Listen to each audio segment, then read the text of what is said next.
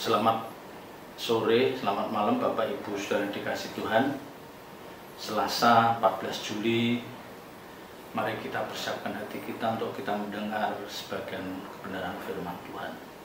Baiklah, kita akan awali dalam doa.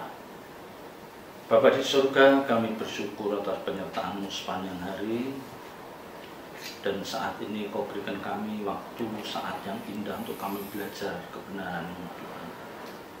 Roh Kudus urapi hamba-Mu, buka ungkapkan rahasia firman-Mu, singkapkan kebenaran itu. Biar apa yang hamba-Mu sampaikan jadi berkat bagi banyak orang. Taruh perkataan-Mu dalam mulut bibir hamba-Mu, dan inilah berkat yang kami nantikan Tuhan. Terpuji nama-Mu kekal selama-lamanya. Dalam nama Tuhan Yesus Kristus kami berdoa. Haleluya. Amin. Bapak Ibu Saudara dikasih Tuhan, pada malam hari ini kita akan belajar ya sebagian kebenaran firman Tuhan yang diambil dari kitab Perjanjian Lama. Dan apa yang kita pelajari pada sore malam hari ini adalah hal yang sering kita dengar, yaitu berkenaan dengan pemilihan Yakub dan Esau. Ya, pemilihan Yakub. Ya, pemilihan Yakub. Kenapa Tuhan Allah memilih Yakub, kok tidak memilih Esau? Nanti kita akan belajar dari kebenaran pada malam hari ini. Ya, kita semua tahu cerita tentang Yakub dan Esau, ya, dua sosok penting dalam Perjanjian Lama ini. Ya, sejak dari kandungan, ya, Ribka sebagai ibunya, dua sosok ini sudah menimbulkan tanda tanya yang besar. Ya, dari mulai dalam kandungan ibunya sampai mereka menjadi dewasa. Tetapi tidak semua orang bisa memahami dengan benar. Tidak semua orang percaya bisa memahami dengan benar mengapa Allah memilih Yakub dan bukan Esau. Ya, mengapa Allah memilih Yakub dan bukan Esau? Ya, seolah-olah memang pemilihan ini sudah ditetapkan oleh Allah. Ya, seolah-olah sudah ditetapkan. Jadi sepertinya Allah menggunakan hak prerogatifnya untuk memilih Yakub dibanding Esau. Tetapi pada malam hari ini kita akan belajar, kita akan melihat, ya, bagaimana perjalanan kehidupan Yakub dan Esau ini di kemudian hari. Ya, kalau kita lihat di dalam Kejadian pasal 25 ayat 21, ya, Ishak ini berdoa. Dia berdoa untuk istrinya karena istrinya ini mandul. Ya, Ishak nikah pada usia 40 tahun. Ya, Ishak nikah pada usia 40 tahun dan sampai usia yang ke-60, ya, 59 sampai usia 59-60 tahun dia belum dikaruniai putra. Ya, dia belum dikaruniai seorang anak. Tentu ini menjadi kekhawatiran sendiri bagi seorang Ishak. Ya. Kalau kita lihat Kejadian 25 ayat 21, berdoalah Ishak kepada Tuhan untuk istrinya, sebab istrinya itu mandul. Tuhan mengabulkan doanya sehingga Ribka istrinya itu mengandung. Jadi kita bayangkan, nikah umur 40 dan umur 60 tahun baru Ishak mendapatkan anak. 20 tahun adalah penantian yang tidak pendek. Jadi cukup panjang penantian Ishak untuk mendapatkan anak ini. Jadi ini bukan waktu yang pendek. Padahal janji Allah itu pasti digenapi, bahwa dari keturunan Ishaklah berkat itu akan diturunkan. Tetapi Ishak belajar dari pengalaman Abraham, dia tidak mau melakukan kesalahan lagi. Ya, ketika Abraham dijanjikan bahwa keturunannya akan mendapatkan ahli waris, karena Abraham tidak sabar menunggu, dia sampai mengambil Hagar. Ya, sekalipun itu diprakarsai oleh Sarah sebagai istrinya. Ya, tetapi Ishak tidak mau. Ya, dia tidak melakukan apa yang dikerjakan oleh Abraham saat itu. Jadi dia tetap tekun dan tekun berdoa menantikan janji Allah itu digenapi. Ya. Jadi pelajaran yang bagus bagi kita adalah hendaklah kita tetap tekun menunggu rencana Tuhan digenapi. Ya, kita harus tekun menunggu rencana Tuhan digenapi dalam hidup kita. Dan biarlah sepanjang kita menunggu, kita tetap hidup dalam koridor kebenaran firman Tuhan. Jadi jangan kita mengambil jalan sendiri.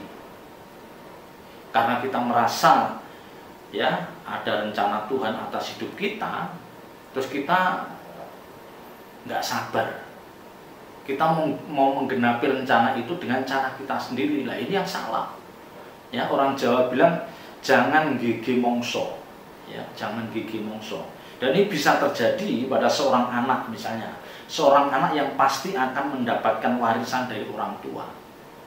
Dia pasti mendapat warisan dari orang tua, tetapi waktunya kapan dia akan mendapatkan warisan orang tua, dia harus mengikuti waktu itu. Jangan dia memaksakan seperti yang terjadi pada anak bungsu yang hilang itu. Dia memaksakan pada ayahnya supaya jatahnya, hak warisnya itu diberikan segera.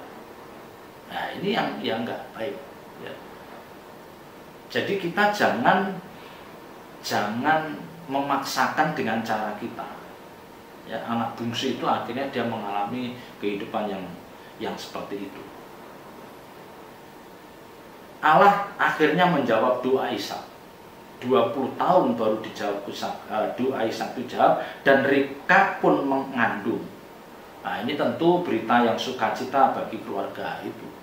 Ini tentu sukacita yang luar biasa, karena hal ini sudah dinantikan puluhan tahun ya. Tetapi ternyata Bapak Ibu Saudara, setelah mengandung, Ribka mengandung, ternyata ada permasalahan baru yang dirasakan Ribka ya. Bagaimana Ribka sendiri yang merasakan. Ini berkenaan dengan bayi yang ada di dalam kandungannya. Dia merasakan ya, si Ribka itu merasakan ketidaknyamanan dengan kehamilan itu. Alkitab katakan ya ayat 22 dikatakan, tetapi anak-anaknya bertolak-tolakan di dalam rahimnya, dan ia berkata, jika demikian halnya, mengapa aku hidup? Jadi seperti frustasi menghadapi kondisi seperti Ribka saat itu ya. Tentu ini yang bisa merasakan adalah ibu-ibu yang mengandung. Bagaimana dia mengandung anak kembar dan di dalamnya itu bertolak-tolakan. Itu pasti menimbulkan sakit dalam kandungan Ribka ini ya. Nah, pelajaran yang baik yang bisa kita petik dari hal ini adalah ketika Allah menjawab doa kita ya, bukan berarti otomatis kita akan masuk dalam masa-masa yang tenang, masa-masa yang menggembirakan ya, sukacita yang berlangsung panjang. Seperti Ishak dan Ribka ketika dia 20 tahun menantikan lahirnya seorang anak, doanya dijawab, Ribka mengandung. Ternyata setelah doanya dijawab dan Ribka mengandung, ada masalah lagi, yaitu apa? Kondisi kehamilan itu ya. Jadi artinya ketika doa kita itu dijawab, bukan berarti masalah itu akan selesai. Ternyata akan timbul masalah lagi ya. Demikian juga dengan kehidupan nyata kita, dengan kehidupan nyata Bapak Ibu Saudara dan saya. Sering doa kita itu dijawab, tetapi tidak lama setelah itu muncul lagi masalah yang lain ya. Coba pasti kalau kita renungkan gitu, doa kita dijawab, nanti muncul masalah yang lain ya. Dulu mendoakan supaya anaknya masuk SMA favorit, didoakan oke, dijawab. Nanti mendoakan masuk perguruan tinggi favorit, dijawab. Nanti mendoakan lagi dapat pasangan hidup yang cocok, dijawab. Tapi ketika ada pasangan hidup ini semua doa dijawab, ada lagi pergumulan ini ya. Jadi ini yang tentu kita alami juga. Satu doa dijawab, akan timbul masalah lain, dan kita akan berdoa lagi. Kita akan berdoa lagi untuk masalah yang lain. Jadi nanti akan terus hidup itu seperti itu, masalah itu silih berganti. Dan disinilah Tuhan mengajarkan pada setiap kita bahwa bagaimanapun juga Bapak Ibu Saudara dan saya sebagai orang percaya itu memiliki ketergantungan pada Tuhan. Ketergantungan pada Tuhan. Ya. Makanya seringkali dikatakan orang apa? Letih lesu dan berbeban berat.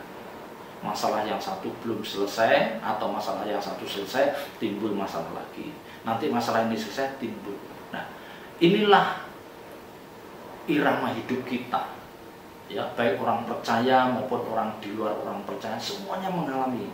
Tetapi bagaimana kita menyikapi hal ini? Ya. Kalau kita lihat baca ayat 22, itu dia katakan, jika demikian halnya, mengapa aku hidup? Jadi ada rasa frustasi dalam diri Ribkah ini. Karena dia merasa tidak nyaman dengan kehamilannya. Ada rasa kecemasan, sudah mulai merasuk jiwanya. Bahkan ada firasat yang buruk yang dia rasakan. Apakah mungkin bayinya akan lahir meninggal, atau dianya yang lahir meninggal? Nah, ini yang terus menghantui dia. Ya. Jadi di satu sisi dia senang karena doanya dijawab, di sisi lain dia mengalami masalah dengan kehamilannya, masalah baru yang dia hadapi. Nah, pelajaran yang bisa petik bagi kita adalah penghiburan-penghiburan yang sering kita nikmati, sering kita rasakan, ya, itu seringkali membawa serta timbulnya masalah baru yang tidak pernah kita bayangkan. Ya, jadi penghiburan-penghiburan yang kita rasakan seringkali membawa serta timbulnya masalah baru yang tidak pernah kita bayangkan. Dan ini harus disadari oleh orang percaya. Misalnya Bapak Ibu saya mendoakan berdoa supaya suami saya naik jabatan. Wah, suami saya naik jabatan, dapat jabatan yang tinggi. Nah, ketika doa sang istri dijawab, suaminya naik jabatan, timbul masalah. Contohnya apa? Suaminya menjadi tidak ada waktu bagi istrinya, bagi anak-anaknya. Ya, belum lagi nanti kalau suaminya dengan jabatan itu dia berlimpah harta benda, istrinya sudah mulai curiga, was-was, waduh, jangan-jangan nanti banyak wanita yang mendekati. Ya, itu masalah. Belum lagi nanti suaminya mendoakan istrinya supaya naik jabatan. Ternyata istrinya naik jabatan. Ternyata ketika istrinya naik jabatan, udah konsekuensi dari jabatan itu, istrinya harus pulang larut malam. Misalnya sering keluar kota, sering dinas. Nah, suaminya menjadi tidak jenak, tidak tenang dia, was-was. Ya. Jadi berkat-berkat yang kita nikmati itu penghiburan-penghiburan yang kita nikmati itu seringkali membawa serta masalah baru yang tidak pernah kita bayangkan. Ya, jadi kita harus bisa mengantisipasi. Demikian juga dengan anak-anak kita. Kita mendoakan anak-anak kita karirnya bagus, cepat melejit, cepat dapat jabatan. Tetapi ternyata ketika anaknya naik jabatan, nah konsekuensi dari jabatan itu apa? Anaknya nggak punya waktu, pulang larut malam, nggak ada waktu untuk mamahnya, papahnya. Ya, yang lebih tragis lagi, seringkali dengan jabatan yang tinggi, anaknya tidak memikirkan masa depannya. Contohnya apa? Dia lupa bahwa dia kodratnya sebagai wanita, dia harus berumah tangga. Ya, telat nikah. Kalau kebablasan. Ya. Jadi Bapak Ibu Saudara, apa yang kita doakan itu harus kita tahu bahwa nanti jawaban dari doa itu belum tentu membuat kita benar-benar nyaman. Ya, selalu ada timbul masalah-masalah itu dan kita harus bisa mengantisipasi. Ya, kita bisa mengantisipasi. Sama ketika seperti saya misalnya menggembalakan, ketika jemaat masih sedikit, ya belum banyak, kita berdoa supaya masih banyak. Siapa tahu nanti setelah banyak, masalah justru timbul banyak. Nah, ini juga diantisipasi. Ya. Jadi dalam setiap apa yang kita doakan, ketika Tuhan jawab, Dia nyatakan, jangan kita merasa bahwa cukup, pasti nanti akan timbul dampak, ada konsekuensi logis dari apa yang kita doakan. Makanya yang paling bagus Ya, paling bagus khususnya para orang tua, mari kita mendoakan anak-anak kita supaya rohaninya bertumbuh. Dia menjadi anak-anak yang takut akan Tuhan, menjadi anak-anak yang cinta firman Tuhan. Itu yang paling aman. Jadi nanti ketika karirnya naik, jabatannya naik, penghasilannya naik, dia akan tetap menjadi orang yang takut akan Tuhan. Itu yang paling penting. Ya, jadi jangan salah kita mendoakan. Doa-doa kita yang dijawab itu seringkali menjebak kita. Ya, nah karena Ribkah itu merasa terganggu dengan kandungannya itu, maka dia mempertanyakan hal ini kepada Tuhan. Dia mempersoalkan. Jadi Ribkah itu merasakan, sangat ganggu. Ini pasti ada sesuatu yang tidak beres dalam kandungan. Ya, sebagai seorang ibu dia pasti punya firasat. Ini sepertinya ada sesuatu yang aneh dalam kandungan saya. Ya. Dan dikatakan, ya, ayat 22-23, tetapi anak-anaknya bertolak-tolakan di dalam rahimnya, dan ia berkata, jika demikian halnya, mengapa aku hidup? Ya, frustasi kan? Ini menunjukkan rasa frustasi. Doanya dijawab, tetapi ternyata dia menghadapi masalah baru, seperti orang yang frustasi. Dan ia pergi meminta petunjuk kepada Tuhan. Dia memperkarakan ini kepada Tuhan. Firman Tuhan kepadanya, 2 bangsa ada di dalam kandunganmu, dan 2 suku bangsa akan berpencar dari dalam rahimmu. Suku bangsa yang satu akan lebih kuat dari yang lain, dan anak yang tua akan menjadi hamba kepada anak yang muda. Nah, tapi ingat Bapak Ibu Saudara, ingat, ayat ini bukan penetapan oleh Tuhan, tetapi ini adalah nubuat. Ini nubuat, ini yang dinubuatkan. Nah, jawaban Tuhan inilah yang akhirnya merubah cara berpikir Ribkah. Jadi untuk selanjutnya, dengan dia mengerti nubuatan ini, ke depan apa yang dilakukan Ribkah itu tentu akan dibayangi atau selalu terbayang dengan nubuatan Tuhan itu. Ya, selalu apa yang dilakukan itu selalu Ribkah terbayang akan nubuatan Tuhan itu. Maka tidak heran dengan apa yang dilakukan Ribkah di kemudian hari. Jadi secara eksplisit jelas, ya, secara eksplisit jelas bahwa nubuatan itu mudah dipahami. Ya, nubuatan itu mudah dipahami. Artinya bahwa akan terjadi perselisihan di antara 2 anak dalam kandungan Ribkah. Ya, jadi mudah ini dipahami. Ya, dari kejadian ini yang selalu bertolak-tolakan itu menunjukkan bahwa akan terjadi perselisihan di antara 2 anak dalam kandungan Ribkah. Dan ini akan terus berlangsung sampai keturunannya, seperti yang dikatakan Tuhan. Ya. Suku bangsa yang satu akan lebih kuat dari yang lain, dan anak yang tua akan menjadi hamba kepada anak yang muda.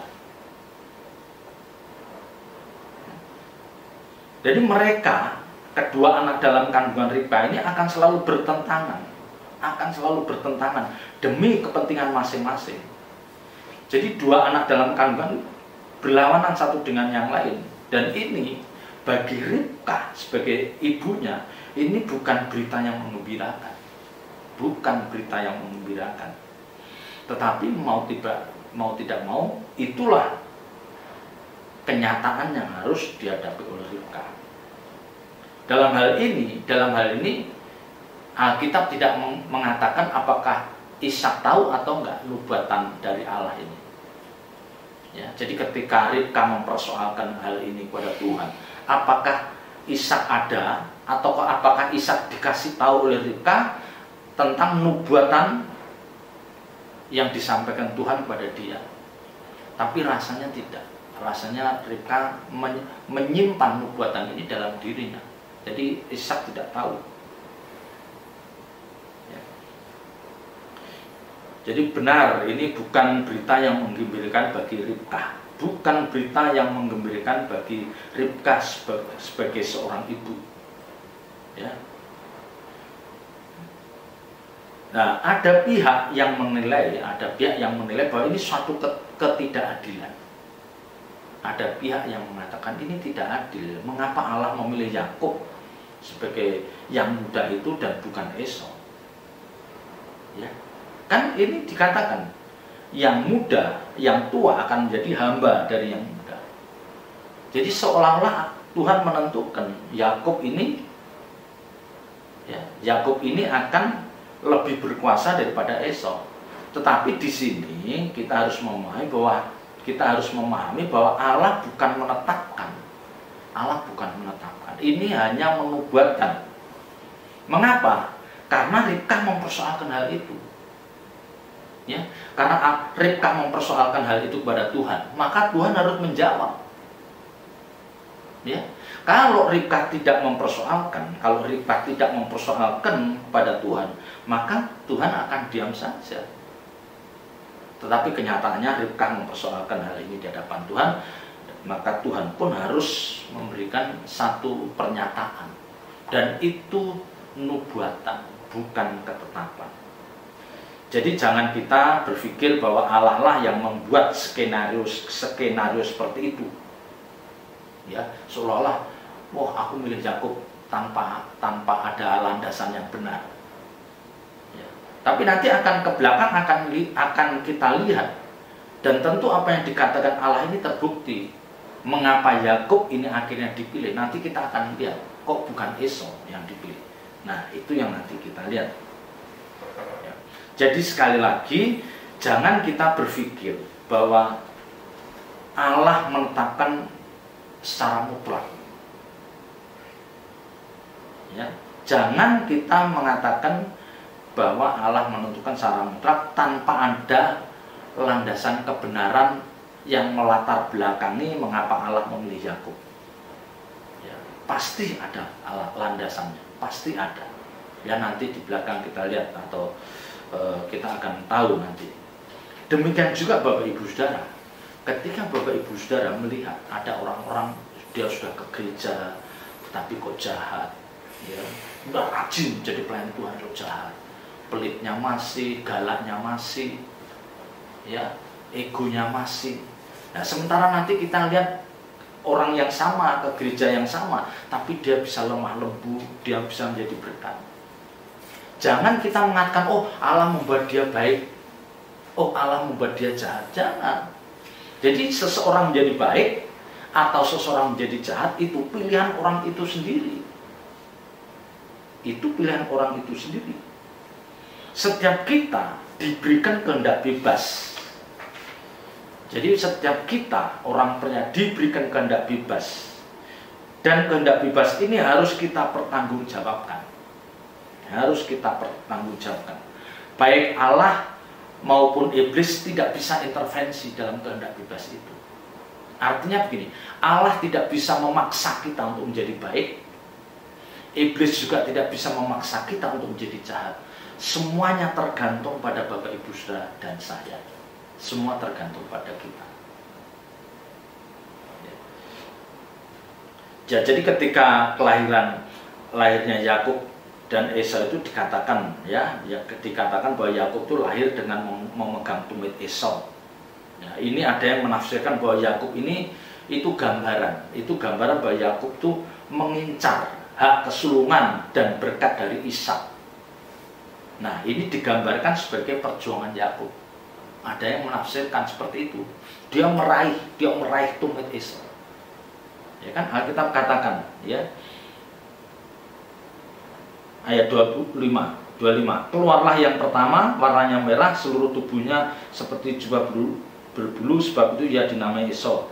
Sesudah itu keluarlah adiknya, tangannya memegang tumit Esau, Sebab itu dia namanya Yakub.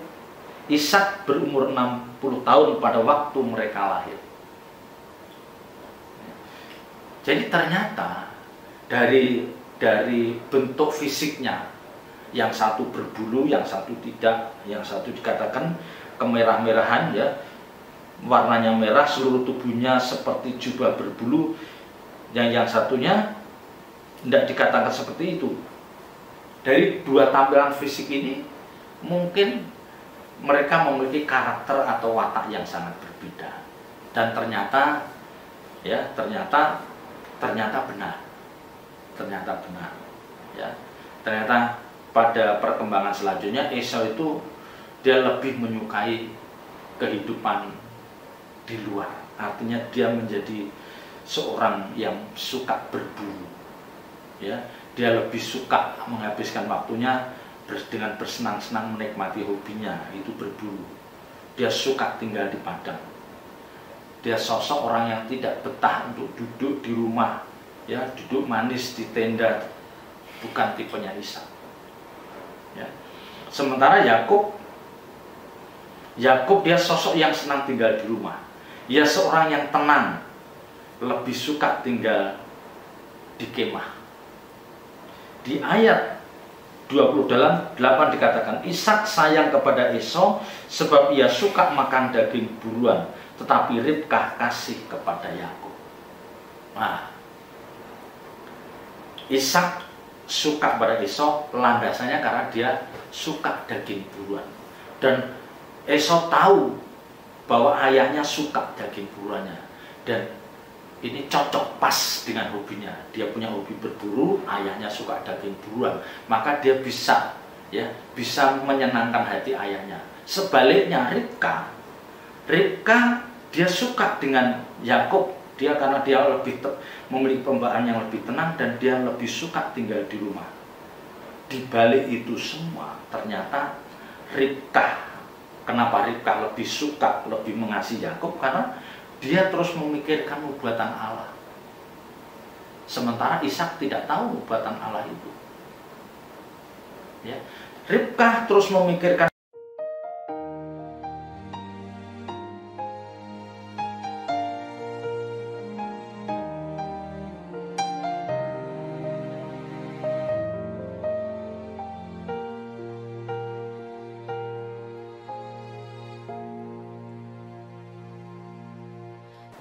Selamat sore, selamat malam Bapak Ibu Saudara dikasih Tuhan. Selasa 14 Juli, mari kita persiapkan hati kita untuk kita mendengar sebagian kebenaran firman Tuhan. Baiklah, kita akan awali dalam doa. Bapa di surga, kami bersyukur atas penyertaan-Mu sepanjang hari. Dan saat ini Kau berikan kami waktu, saat yang indah untuk kami belajar kebenaran-Mu Tuhan. Roh Kudus urapi hamba-Mu, buka ungkapkan rahasia firman-Mu, singkapkan kebenaran itu. Biar apa yang hamba-Mu sampaikan jadi berkat bagi banyak orang. Taruh perkataan-Mu dalam